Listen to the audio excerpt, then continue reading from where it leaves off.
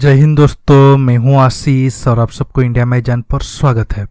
दोस्तों, आप सबसे माफ़ी मांगना चाहता हूं, तिब्बत वाला वीडियो अपलोड नहीं कर पाया। लद्दाख पर एक स्पेशल वीडियो मैं आपके साथ बना रहा था क्योंकि अब हालात सीमा पे काफ़ी तनावपूर्ण है। आज air force chief eastern air command visit पे हैं और आर्मी चीफ भी 2 दिन लद्दाख विजिट पर है। ये 2 न्यूज काफ़ी है ये जानने के लिए सीमा पर स्थिति काफ़ी नाजुक है। लेकिन दुख की बात यह है, घर में कुछ अर्जेंट काम था और मुझे बाहर जाना पड़ा। आते आते लेट हो गया और मेरे माइंड में जो टॉपिक था उसे डिटेल्स में मैं आपके साथ कम टाइम में रिकॉर्डिंग करके अपलोड करना मुश्किल था और मैं आज वीडियो अपलोड करना बंद भी नहीं करना चाहता था। इसलिए मैं मेन वीडियो का एक छोटा सा और इम्पोर्टेंट पॉइंट को आप सबके सामने बताने जा रहा हूँ।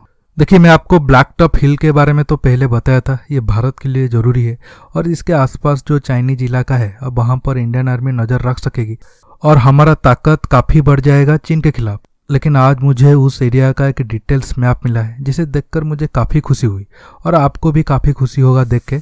आप सब मैप में चीन की मोल्डो पोस्ट को देखिए। आप मोल्डो के बारे में पहले कई बार सुने होंगे क्योंकि चुशुल मोल्डो ये 2 इलाके में ही इंडिया चाइना के ऑफिशियल बातचीत करते हैं।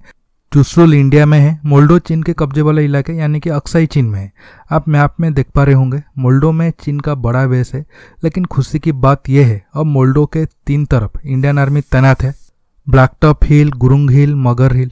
मीडिया रिपोर्ट के अनुसार इंडियन आर्मी को इस एरिया में काफ़ी बढ़त है और इंडिया ये सब हिल पर, खासकर ब्लैक टॉप हिल पर ही बैठ के खाली आंख से देख सकता है चीनी सेना नीचे क्या कर रहा है। इसके लिए कोई कैमरा और सेंसर की जरूरत नहीं है।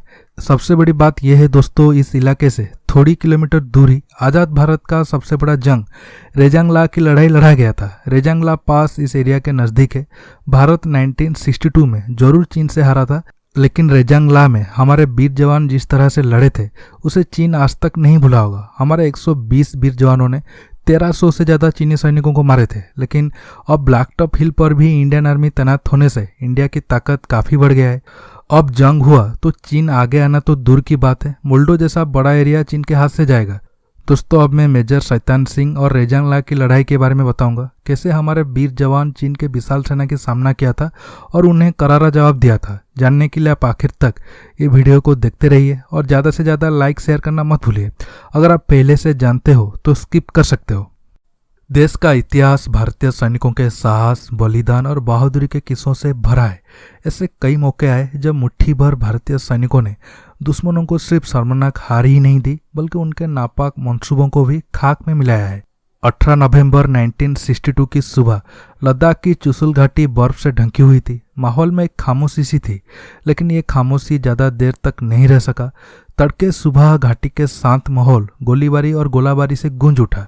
बड़ी मात्रा में गोला बारूद और तोप के साथ चीन की पीपुल्स लिबरेशन आर्मी के करीब 5000 से 6000 जवानों ने लद्दाख पर हमला कर दिया था। मेजर शैतान सिंह के नेतृत्व वाली 13 कुमाऊं की एक टुकड़ी चुशुल घाटी की हिफाजत पर तैनात थी। भारतीय सेना टुकड़ी में मात्र 120 जवान थे, जबकि दूसरी तरफ दुश्मन की विशाल फौज ऊपर से बीच में एक छोटी दीवार की तरह खड़ी थी, जिसकी वजह से हमारे सैनिकों की मदद के लिए भारतीय सेना की ओर से तोप और गोले भी जल्द नहीं भेजे जा सकते थे। अब 120 जवानों को अपने दम पर चीन की विशाल फौज और हथियारों का सामना करना था। हमारे सैनिक कम थे और उनके पास साजो सामान की कमी थी, लेकिन उनका हौसला बुलंद था। 13 कुमाऊं के वीर सैनिकों ने जो संभव हो सका उतना ही सही जवाबी कार्रवाई शुरू कर दी। भारत की सैन्य टुकड़ी का नेतृत्व मेजर शैतान सिंह कर रहे थे, जिनको बाद में परमवीर चक्र से सम्मानित किया गया। वह जान रहे थे कि युद्ध में उनकी हार तय है, लेकिन इसके बावजूद बेमिसाल बहादुरी का प्रदर्शन कर रहे थे।